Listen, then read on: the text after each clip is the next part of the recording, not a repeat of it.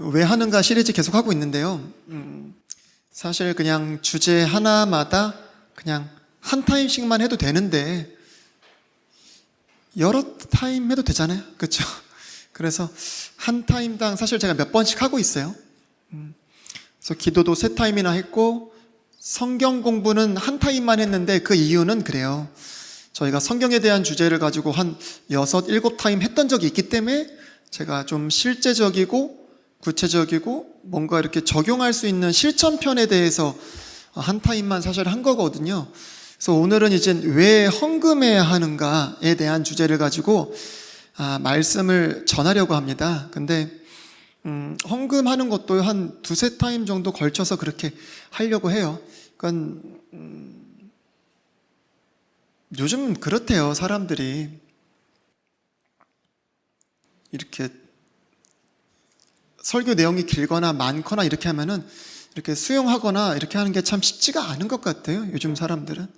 그래서 제가 한 주제씩 이렇게 짧게 그렇게 말씀을 전하는 게 그거를 기억하고 인지하는데도 더 도움이 되겠다 싶어서요. 그래서 오늘은 이제 왜 헌금해야 하는가에 대한 부분에서 첫 번째 시간인데 제가 제목을 이렇게 정했어요. 주 앞에 빈손으로 보이지 말라? 이렇게 정했는데 지금 주 앞에 빈손으로 보이지 말라 이렇게 하면 제가 물음표 적어놨잖아요. 제가 원고에 이게 물음표가 있고 없고가 엄청 크거든요. 제가 뭐라고 했어요? 주 앞에 빈손으로 보이지 말라. 절대 보이면 안 되는 거예요. 지금 뉘앙스가. 근데 주 앞에서 빈손으로 보이지 말라? 이러면 어때요? 말라는 거야 말라는 거야. 그렇죠? 이게 물음표가 엄청 중요한데 또 그새 넣었네. 또 신앙생활은 이렇게 해야 됩니다. 눈치 있게. 이게 헌금에 대한 부분은 왜 이렇게 예민한지 모르겠어요. 사실 성경에서도 보면요, 뭐 기도나 충성이나 헌신이나 성경이나 다다익선이요, 다다익선. 이거 거부하는 사람은 아무도 없습니다. 부정하는 사람은 아무도 없어요. 근데 이 다다익선에 빠지는 게 있어요. 헌금? 헌금은 왜 이렇게 예민한지. 기도는 뭔가 이렇게 우리가 하나님 앞에 드리고 응답받는다고 생각해서 그럴까요? 성경 읽는 것은 뭔가를 우리가 지식을 취하고 안다고 생각해서 그럴까요? 근데 헌금은 오롯이 그냥 주님 앞에 싹 다 드리고 헌신한다고만 생각해서 그런지는 모르겠는데 유독 헌금에 대해서만큼은 사람들이 엄청나게 예민합니다. 특히 목사님들도 기도하라, 뭐 성경 봐라, 뭐 거룩해라, 충성해라 이런 거는 거침이 없어요. 막 소리내서 외칩니다. 근데 헌금할 때 보면은 시작하기도 전에 먼저 밑밥부터 깔고 시작하세요. 오늘 공교롭게도 본문이 이 말씀이 됐습니다. 오늘 공교롭게도 뭐가 자꾸 공교로운지 밑밥부터 깔고 시작합니다. 무서운 거예요. 성도 안에서 이 헌금에 대한 오해와 불신과 이런 것들이 생겨날까봐, 시험에 빠질까봐. 왜 그래야 되죠, 여러분? 저는 전혀 안 그렇습니다, 여러분. 제가 헌금에 대한 이야기를 하기 전에요, 먼저 돈에 관련된 이야기를 조금 해야 될 것 같아요. 왜 그러냐면 사람들이 이렇게 헌금이라고 할 것도 없어요. 돈에 대해서 왜 이렇게 예민한지, 주님께서 성경에서 뭐라고 돈에 대해서 말씀하시는지를 우리가 찾아보면 이해가 돼요. 여러분, 대표적으로 누가복음 16장 13절에 보면요, 종이 결코 두 주인을 섬길 수 없나니 이는 그가 한 주인을 미워하고 다른 주인을 사랑하거나 혹은 한 주인을 떠받들고 다른 주인을 업신여길 것이기 때문이라. 지금 두 주인의 정체가 나와요. 당연히 한 주인은 누구예요? 하나님이겠죠. 근데 그 한 주인이 누구예요?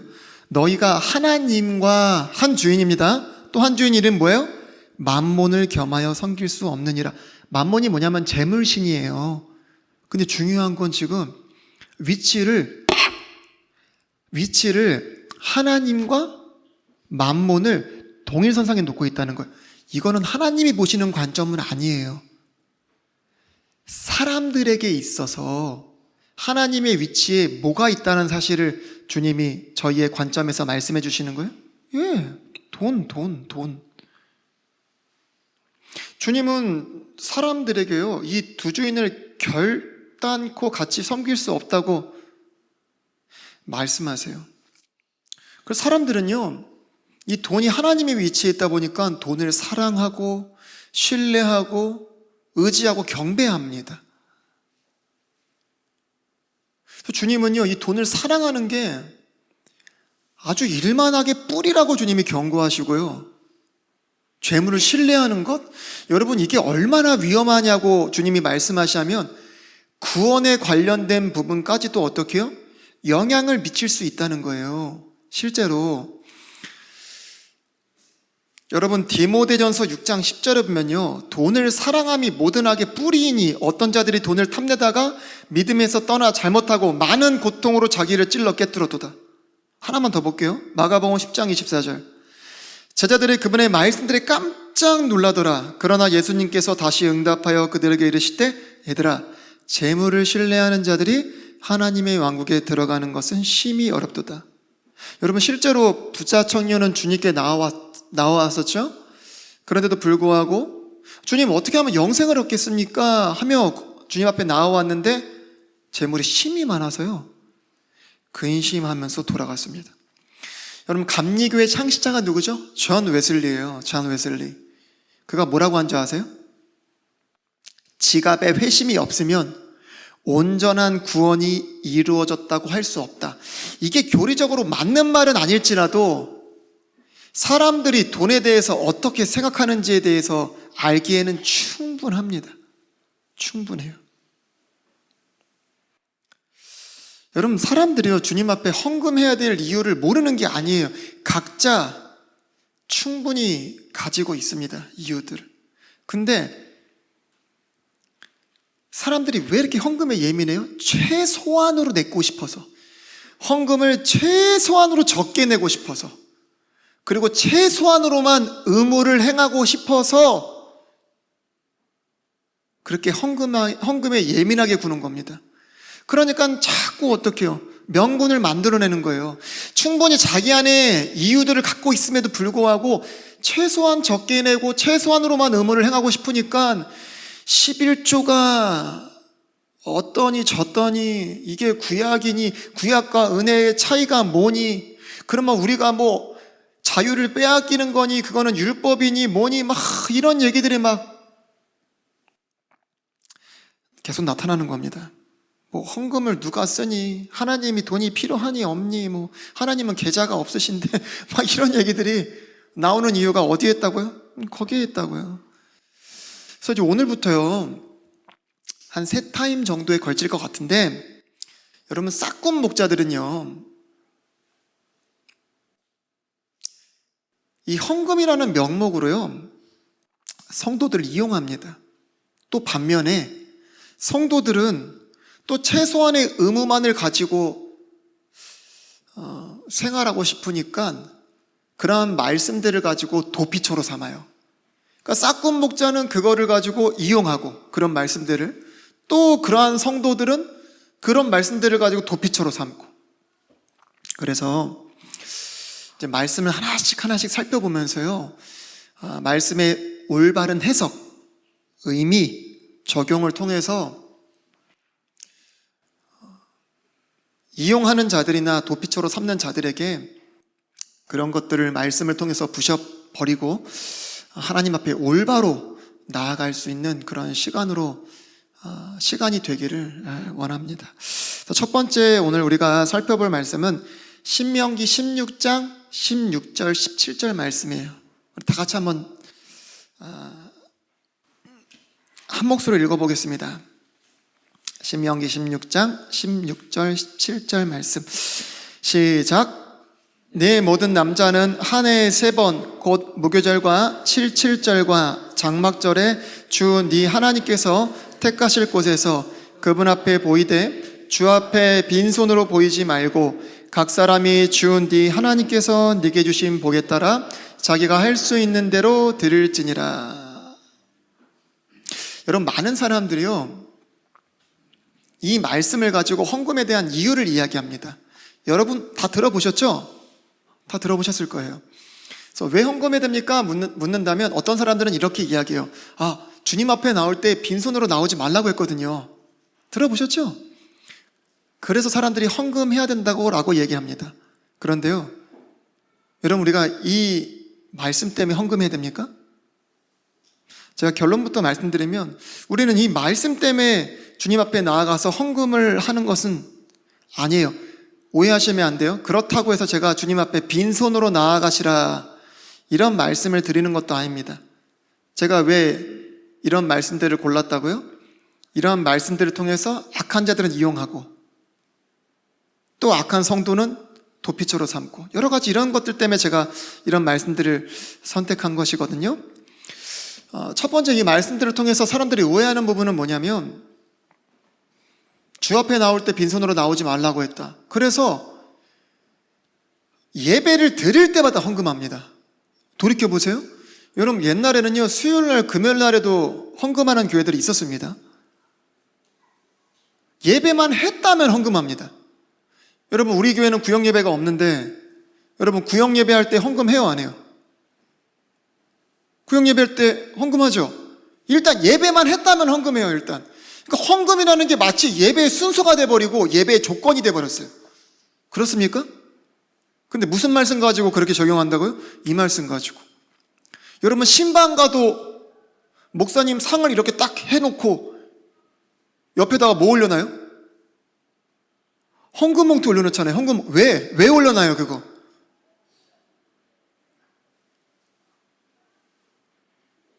저희 교회는 그런 자체가 없잖아요. 제가 최근에도 어떤 성도님이 이렇게 집에 신방 갔었는데 아이스크림 주더라고요. 봉투 대신 아이스크림. 얼마나 좋습니까? 근데 이제 그 성도님이 아이스크림을 굉장히 좋아하는 성도님이에요. 그는 전부를 준 거예요, 저한테. 전부를 준 겁니다, 전부를. 우스갯소리지만 이런 말씀들을 가지고요, 뭐 할 때마다 다 헌금합니다. 어디 무서워서 목사를 집에 부르기는 하겠어요?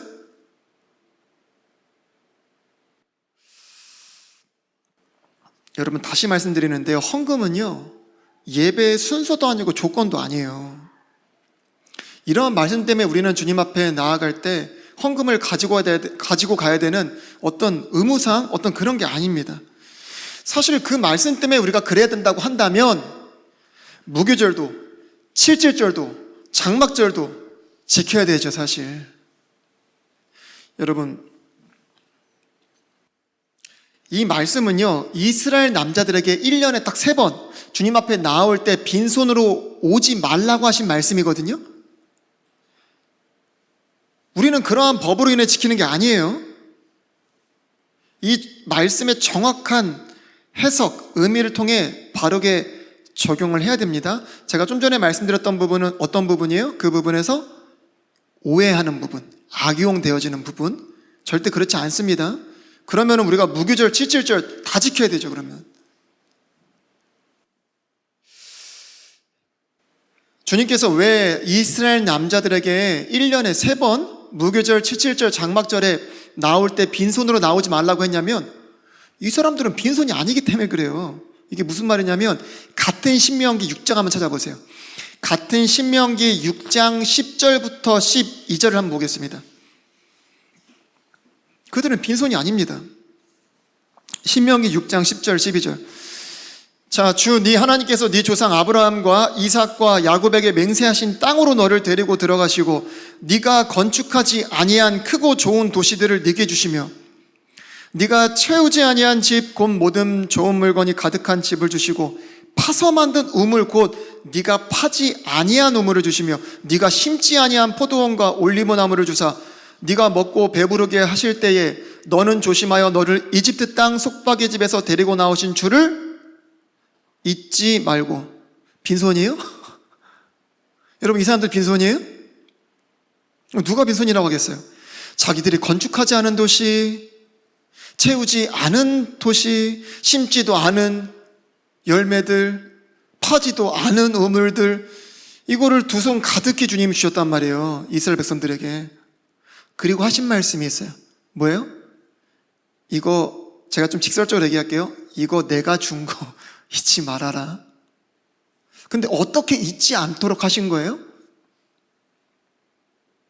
사실 신명기 6장의 다른 말씀들을 보면은 주님이 마음을 다하고 뜻을 다하고 힘을 다하고 생명을 다해서 주님 사랑하라 하면서 앉을 때든지 일어날 때든지 하나님의 말씀들을 기억하고 지키고 또 새기고 이런 말씀들도 있지만, 여러분 이 사실을 우리가 어떻게 잊지 않을 수 있죠? 주님은 이거를 잊지 않도록 어떻게 하셨냐면 1년에 3번, 1년에 3번 주님이 그들의 두 손에 이 모든 것들, 그들이 심지도 않고 퍼지도 않고 짓지도 않고 채우지도 않은 것들을 주님이 가득 주셨단 말이에요.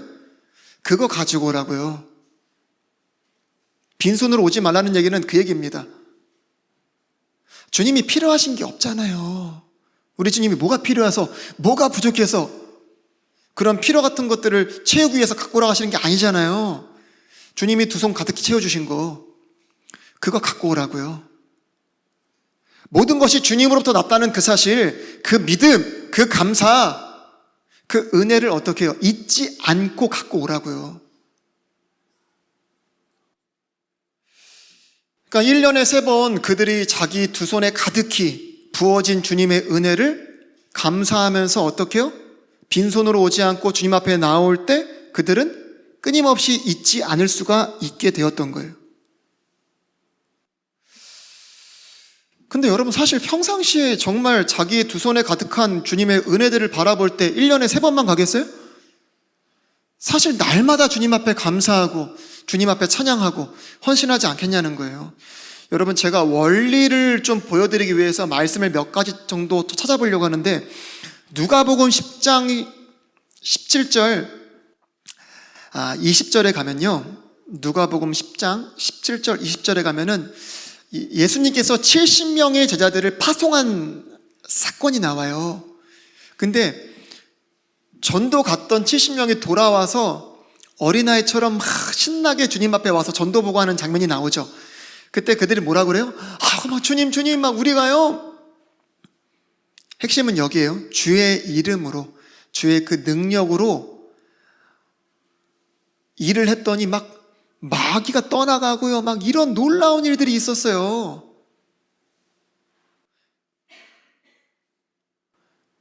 여러분, 그들은요, 자기의 어떤 능력과 힘으로 그런 일을 한 게 아닙니다. 누구의 능력과 힘으로 했어요? 주님의 능력과 힘으로 놀라운 일들을 한 겁니다. 그러니까 주님 앞에 돌아와서 어떻게 해요? 막 기쁨으로, 아버지, 제가 정말 아버지의 능력으로 했더니 막 이런 놀라운 일들이 있었습니다 하고 막 기쁨으로 보고하는 거예요. 여러분 같은 누가복음 17장에 가잖아요. 17장 12절 19절에 가면 10명의 나병 환자가 치료받는 사건이 나와요. 아시죠? 근데 몇 명만 돌아와요? 한 명만 돌아옵니다. 사마리아인 한 명만 돌아와요. 그리고 주님 앞에 와서 뭐를 드립니까? 감사와 영광을 올려드려요. 여러분 지금 제가 무슨 말씀을 드리려고 하는지 알고 계세요? 여러분 지금 신명기 6장에서요, 그들이 짓지도 않고 채우지도 않고 심지도 않고 파지도 않은 것들을 주님이 주셨단 말이에요. 우리 그걸 뭐라고 그래요? 은혜라고 하죠. 은혜. 값없이 주신 선물, 은혜라고 하는데 똑같아요. 여러분 제자들이 자기의 권능으로 했습니까? 아니란 말이에요.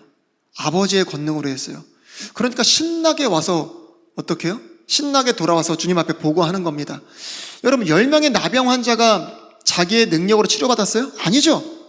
아버지의 은혜로 치료받은 겁니다. 그러니까 어떻게 해요? 자기가 가던 길 돌아가도 돼요. 그냥 가던 길을 가면 됩니다. 그런데 어떻게 해요? 아버지께 다시 돌아와요. 왜요? 자기가 치료받은 출처가 어디기 때문에? 아버지기 때문에. 제자들도 마찬가지예요. 자기가 놀라운 일을 행한 출처가 어디예요? 예수님이란 말이에요. 그렇기 때문에 돌아오는 거예요.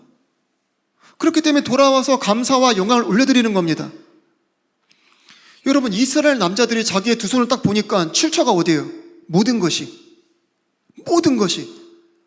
우리 주님이란 말이에요. 우리 주님. 그렇기 때문에 주님 앞에 나와서 어떻게 합니까? 감사와 찬양과 영광을 올려드리는 겁니다. 여러분 이 사실을 우리는 절대 잃으면 안 돼요. 여러분은 빈손이에요? 두 손을 한번 펴서 보세요. 여러분 빈손이에요? 아니죠. 여러분 두 손 가득히 채워져 있잖아요. 뭐가 채워져 있어요? 주님의 은혜가 가득 채워져 있잖아요. 여러분 구원 돈 주고 사셨어요? 여러분이 갖고 있는 지식과 그 깨달음 그냥 얻어진 거예요? 그냥 얻어진 거예요. 여러분 주님이 다 은혜로 주신 겁니다. 우리도 똑같아요. 절대 잊으면 안 된다고요. 근데 주님이 어떻게 잊지 않게 하셨다고요? 1년에 3번. 1년에 3번 주님 앞에 나오게 하심으로 말미암아 이 모든 것이 주님으로부터 왔습니다. 근데 사실 이거는요, 말씀을 떠나서도 우리 본성에 속한 법이에요, 사실. 여러분, 우리가 다른 사람 집에 갈 때나 또 부모님을 찾아뵐 때 빈손으로 가시는 분 손 아무도 없잖아요. 아무도 없잖아요. 여러분, 우리가 그 상대방을 향한 어떤 믿음, 어떤 사랑, 어떤 존경, 어떤 이런 마음들을 가지고 어떻게 표현합니까? 그냥 두 손 가득히 들고 가서 사실 표현하는 거거든요. 근데 참 놀랍죠. 사실 주님께서 우리에게 베풀어 주신 은혜들을요, 우리의 두 손 가득히 이렇게 채워주신 은혜들을 사실 우리가 주님 앞에 가지고 나아간다는 것 자체가 사실 불가능한 겁니다. 이게 무슨 말이냐면은, 여러분, 우리가 하나님 앞에 나아갈 때요, 우리가 무엇을 가지고 두 손 가득히 채워가면 그것이 두 손 가득히 채워왔구나라고 주님 말씀하시겠어요? 여러분, 우리가 생명을 만약에 가지고 간들 주님께서 두 손 가득히 채워왔구나 하시겠냐는 거예요. 여러분, 우리가 아무리 생각의 손으로, 마음의 손으로, 삶으로, 물질의 손으로 아무리 가득 이렇게 가지고 하나님 앞에 가지고 나아가려고 해도 우리 손에 가득히 채워진 거는 주님으로부터 받은 은혜에 비하면 발톱의 때만큼도 안 된단 말이에요, 여러분.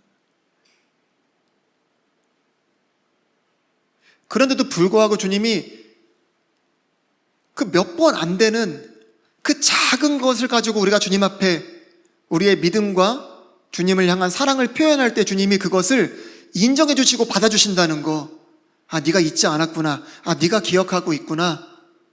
그래, 네가 나를 믿고 있고 사랑하고 있구나. 그거를 받아주신다는 게 얼마나 큰 은혜입니까, 여러분? 그거를 받아주시고 향기롭게 흠양하신다는 게 얼마나 큰 은혜예요, 여러분. 여러분, 우리는 절대로 주님 앞에 빈손으로 나아갈 수가 없는 자들이에요, 그렇죠? 그렇다고 이 말이 예배 드릴 때마다, 모일 때마다 헌금하라는 말씀은 절대 아닙니다.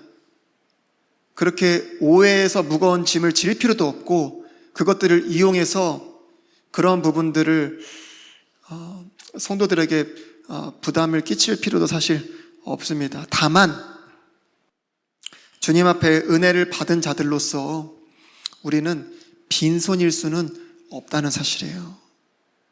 어렵지 않으시죠? 다음 주에는 11조에 대해서 보겠습니다. 사람들이 많이 오해하고 하는 부분들 중에 이러한 부분이 있고, 또 많은, 어떻게 보면 가장 많다고 할 수도 있죠. 11조에 대한 부분을 보려고 하고, 그 다음에 마지막 타임 때는 실제적으로 헌금이 어디에 필요하고 무엇을 위해 필요한지, 그리고 정작 헌금이 어떻게 쓰여야 되는지, 여러 가지 이러한 좀 부분들에 대해서 마지막 타임에는 그렇게 살펴보려고 합니다. 오늘 말씀 깨달은 것 가지고 제가 기도하고 마치겠습니다.